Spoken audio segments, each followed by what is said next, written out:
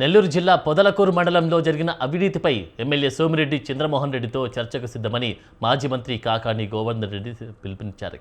సోమిరెడ్డి కాలంలో జరిగిన అవినీతి అక్రమాలపై తాను చర్చకు వస్తానని కాకాని అన్నారు.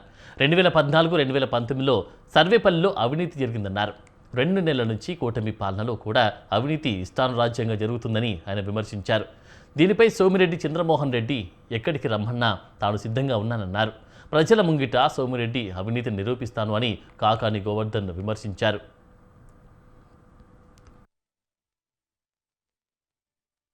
పొదలకూరు అభివృద్ధి మీద చర్చకు సిద్ధమా అని ఆయన మాట్లాడడం జరిగింది.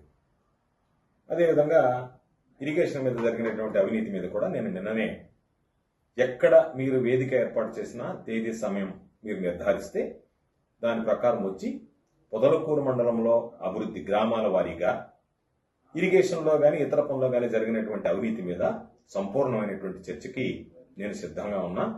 కాబట్టి సోమిరెడ్డి వాళ్ళని పంపిస్తానని తోక ముడిచి పారిపోకుండా సోమిరెడ్డి స్వయంగా వస్తే ఎక్కడికైనా పొదలకూరు మండల అభివృద్ధిని గురించి కానీ జరిగినటువంటి సోమిరెడ్డి హయాంలో జరిగినటువంటి అవినీతి కానీ అంతకుముందు జరిగినటువంటి అవినీతి కానీ మీరు 2014 నుంచి తెలుగుదేశం ప్రభుత్వం 2019 దాకా అధికారంలో ఉంది. 2019 నుంచి 2024 దాకా వైఎస్ఆర్ కాంగ్రెస్ పార్టీ అధికారంలో ఉంది. 2024 నుంచి ఈ రోజు వరకు మరలా తిరిగి తెలుగుదేశం పార్టీ అధికారంలో ఉంది.